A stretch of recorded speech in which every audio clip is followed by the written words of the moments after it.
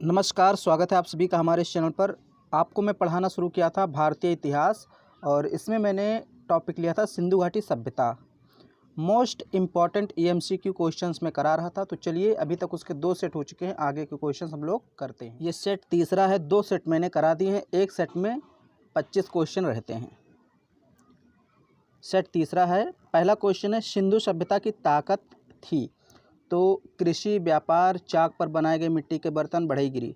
देखिए, ये जहाँ से क्वेश्चन मैंने एक जगह देखा तो उसमें गलत बता रहा था, कृषि बता रहा था। हालांकि सिंधु घाटी जो सभ्यता थी उसकी अर्थव्यवस्था का आधार था व्यापार।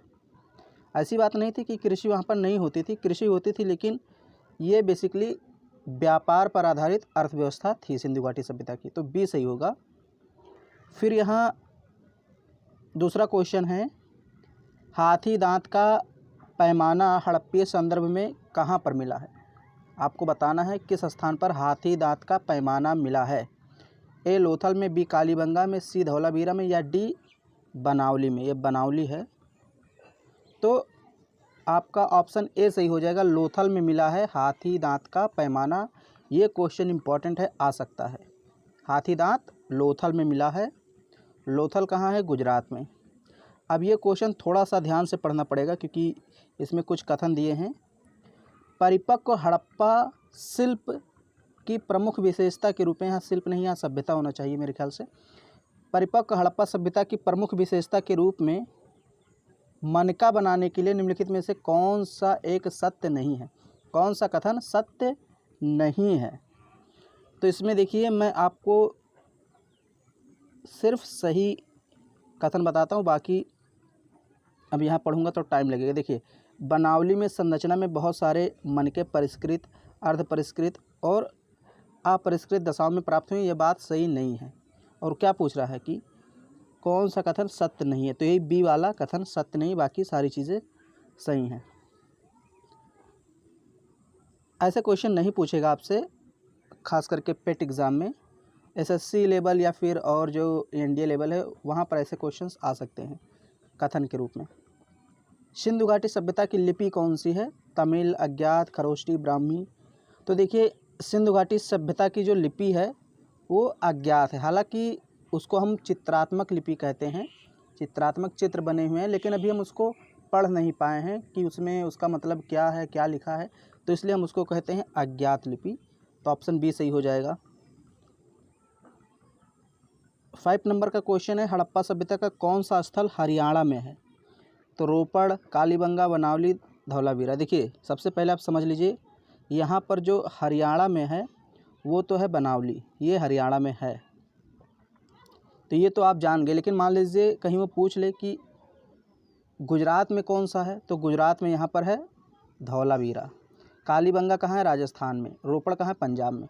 तो ये भी सारी चीज़ें जान लीजिए। एक बार मैं फिर से बता देता हूँ, रोपड़ है पंजाब में, कालीबंगा राजस्थान में, बनावली हरियाणा में, धौलावीरा गुजरात।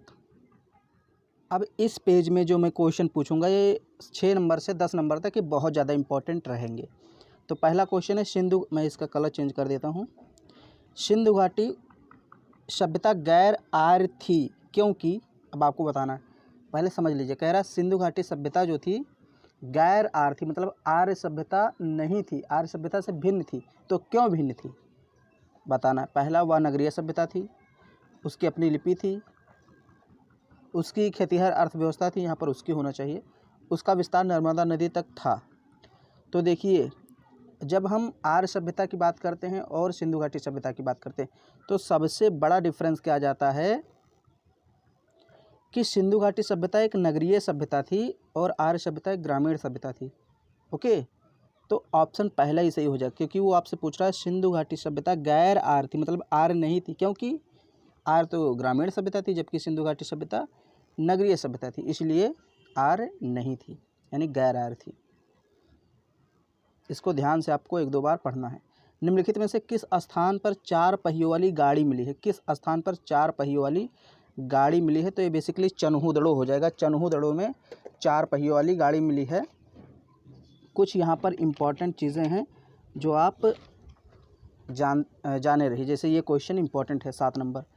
फिर इसी से संबंधित एक और क्वेश्चन है, 8वां क्वेश्चन, कंघा और लिपस्टिक के साक्ष्य कहाँ पर मिले हैं? तो ये भी क्वेश्चन पूछ सकता है। तो ये भी चन्हूदड़ों में ही मिला है। ऑप्शन बी इसमें सही होगा और ऑप्शन बी इसमें दोनों में सही होगा। यानी कि आप ये मान के चलिए 4 पहियों वाली गाड़ी, कंघा, लिपस्टिक, ये सब कहाँ मिले हैं? ये सब चन्हूदड़ों में मिले हैं। फिर यहाँ 9 नंबर का प्रश्न है, सिंधु घाटी सभ्यता में सबसे ज़्यादा चित्र किस आकार के प्राप्त हुए हैं? U, B, F, V. तो यहाँ पर बेसिकली सबसे ज़्यादा चित्र यू आकार के प्राप्त हुए हैं। सबसे ज़्यादा चित्र यू आकार के प्राप्त हुए हैं। फिर क्वेश्चन है, गीली मिट्टी के दिए मतलब आप जानते हैं दीपावली में जो दिया जलाया जाता है, ओके। तो जो दिया है गीली मिट्टी का वो कहाँ से प्राप्त हुआ है, उसके साक्ष्य कहाँ से मिले हैं? तो ऑप्शन है Lothal, option B Mohenjodaro, option C Kalibangan, option D Surkotada. तो बेसिकली मोहनजोदड़ो से गीली मिट्टी के दिए के साक्ष्य मिले हैं। ऑप्शन बी सही हो जाएगा। 11 नंबर का प्रश्न है, सिंधु घाटी सभ्यता के शहरों की गलियां थीं कैसी थी? तंग और मैली थी, चौड़ी और सीधी थी, फिसलन वाली थी, या तंग और टेढ़ी थी? तो बेसिकली जो सिंधु घाटी सभ्यता की गलियां थीं ये चौड़ी थी और सीधी थी, मतलब एक दूसरे को समकोण पर काटती थी। कुछ इस प्रकार गलियां थी सिंधु घाटी सभ्यता की, ओके। फिर यहाँ पर 12 नंबर प्रश्न है, मोहनजोदड़ो में सबसे बड़ा भवन कौन सा प्राप्त हुआ है? कौन सा है? विशाल स्नानागार, विशाल धान्यागार को हम लोग बोलते हैं अन्नागार, सस्तंभ हाल मतलब स्तंभ सहित हाल, 2 मंजिला मकान, कौन सा सबसे बड़ा भवन है?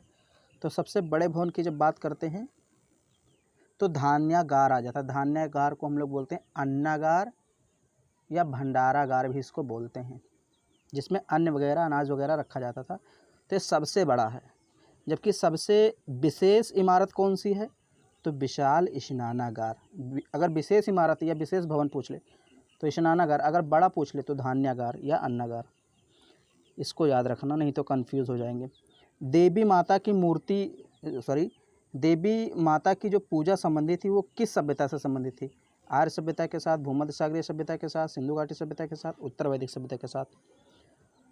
तो आपको पता है सिंधु घाटी के जो लोग थे वो देवी और देवताओं दोनों की पूजा करते थे। तो बेसिकली देवी माता की जो मूर्ति है या जो इसकी पूजा होती थी वो सिंधु घाटी सभ्यता के साथ संबंधित है। हड़प्पा का स्थल किस नदी के तट पर स्थित है? हड़प्पा पहला खोजा गया नगर था, तो किस नदी पर है? सिंधु, रावी, ब्यास, सरस्वती। तो देखिए हड़प्पा जो है वो रावी नदी के तट पर स्थित है। सिंधु नदी के तट पर मोहनजोदड़ो स्थित था। फिर यहाँ है, सिंधु सभ्यता के निम्नलिखित शहरों में से कौन सा एक जल प्रबंधन के लिए जाना जाता है? ये क्वेश्चन बहुत ज़्यादा इंपॉर्टेंट है, जल प्रबंधन। तो बेसिकली यहाँ पर मोहनजोदड़ो ऑप्शन दिया है ए, ऑप्शन बी दिया है Lothal, option C Harappa, option D Dholavira. तो ये क्वेश्चन एक बार पीसीएस में भी आ चुका है। तो ये धौलावीरा होगा यहाँ पर, ये जल प्रबंधन के लिए प्रसिद्ध था। अगला क्वेश्चन है, भारत में रेशम का प्राचीनतम साक्ष्य किस पुरा स्थल से प्राप्त हुआ? यानी कि रेशम का सबसे प्राचीनतम साक्ष्य कहाँ से मिला है? ऑप्शन ए है Ropar, option B Rangpur, option C Bhagwanpura, option D है नेवासा। तो इसमें बेसिकली जो आपका ऑप्शन डी है ये सही हो जाएगा। नेवासा से रेशम का प्राचीनतम साक्ष्य प्राप्त हुआ है। हड़प्पा के काल में तांबे के रथ की खोज हुई थी राखीगढ़ी में, दैमाबाद में, कुणाल में, बनवाली में। तो ये मैंने आपको बताया है, क्वेश्चन 1-2 बार करा भी दिया है। आप दोनों सेट अगर देखे होंगे तो ये क्वेश्चन आ चुका है। दैमाबाद में, महाराष्ट्र में दैमाबाद है, तो वहीं पर तांबे के रथ की खोज हुई है और दक्षिणतम सीमा है। सिंधु घाटी सभ्यता के सबसे दक्षिणी सीमा पर दैमाबाद स्थित है। फिर यहाँ है, मोहनजोदड़ो निम्नलिखित में से कहाँ पर स्थित है? तो पाकिस्तान के सिंध प्रांत में भी क्वेश्चन हो चुका है, ऑप्शन बी सही हो जाएगा। फिर ये देखिए यहाँ पर रिपीट क्वेश्चन हो गया। देखिए कई क्वेश्चन टाइपिंग में रिपीट हो गए। मोहनजोदड़ो निम्नलिखित से कहाँ पर स्थित है? तो ये पाकिस्तान के सिंध प्रांत में सेम क्वेश्चन है। ये क्वेश्चन अच्छा क्वेश्चन है। निम्नलिखित में से वह कौन सी नदी है जिससे लोथल का गोदी क्षेत्र एक नहर के द्वारा जुड़ा हुआ है? बेसिकली यहाँ आपसे पूछना चाह रहा है कि लोथल किस नदी के तट पर स्थित था। तो भारवी नदी, चित्रा नदी, भोगवा नदी, चक्रा नदी, सारी नदियाँ यहाँ पर आपने शायद सुनी ना हो इनका नाम वगैरह, सब अलग अलग नाम से। तो ये भोगवा नदी जो है यहीं पर लोथल का गोदी क्षेत्र मतलब बंदरगाह स्थित था और एक नहर के माध्यम से इस नदी के द्वारा जुड़ा था, तो भोगवा नदी हो जाएगा। निम्नलिखित में से कौन सा एक हड़प्पा का बंदरगाह था? तो ये तो क्वेश्चन अभी मैंने आपको कराया, लोथल। फिर यहाँ है, देखिए ये क्वेश्चन सेम वही क्वेश्चन है, उसी क्वेश्चन को बस इधर उधर करके पूछ लिया। लोथल का गोदीवाड़ा अच्छी तरह जुड़ा हुआ था, तो भोगवा नदी से। ये 3 क्वेश्चन तो एक ही टाइप के हैं। 23 नंबर का प्रश्न है, निम्नलिखित में से किस प्रारंभिक हड़प्पा स्थल से दुर्गीकरण के साक्ष्य मिले हैं? ये इंपॉर्टेंट है। कोटदीजी, कालीबंगन को कालीबंगा भी बोलते हैं, रोपड़, कोटदीजी एवं रोपड़ दोनों। तो ऑप्शन बेसिकली यहाँ पर होगा कालीबंगा। कालीबंगा से दुर्गीकरण के साक्ष्य मिले हैं। फिर अगला प्रश्न है, ऋग, वैदिक, आर्य और हड़प्पा संस्कृति यानी कि जो वैदिक सभ्यता थी और हड़प्पा सभ्यता थी, इसके लोग एक ही थे, मतलब अलग अलग नहीं थे। ओके, एक ही लोग थे, एक ही वंश के सब थे।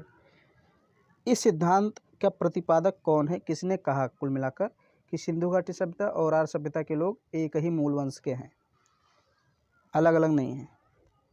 रोमिला थापर, आर्य शर्मा, HD संकालिया, बीबी लॉ। यहाँ बीबी लाल होगा।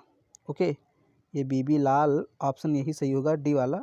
बीबी लाल ने कहा कि ऋग्वैदिक काल के लोग और जो हड़प्पा सभ्यता के लोग थे, ये दोनों एक ही मूल वंश से संबंधित हैं, अर्थात जो आर्य हैं ये विदेशी नहीं हैं, ये भी भारतीय मूल के ही हैं। लास्ट प्रश्न है, इस सेट का सैंधव मुद्राओं का सर्वाधिक प्रचलित अभिप्राय निम्नलिखित में से कौन सा है? मतलब जो सिंधु घाटी में मुद्रा मिली है उस पर किसका चित्र बना है सबसे ज़्यादा? वृषभ, गज, एक श्रृंग पशु, गैंडा। तो सबसे ज़्यादा एक श्रृंग वाले पशु का चित्र बना है। तो बेसिकली ये आपके 25 क्वेश्चन हो गए, तीसरा सेट था। 2 सेट में इसके और लेकर आऊँगा, तो उसमें 25-25 क्वेश्चन रहेंगे, यानी 50 क्वेश्चन अभी और होने हैं। तो देखिए इसमें बहुत सारे क्वेश्चन रिपीट हो गए हैं, इसलिए मैंने एक सेट एक्स्ट्रा बनाया, नहीं तो मैं 4 ही सेट बनाता। तो अगर वीडियो आपको पसंद आ रही है तो उसको लाइक कर दीजिए, शेयर कर दीजिए। चैनल पे पहली बार हैं, चैनल को सब्सक्राइब करना ना भूलें।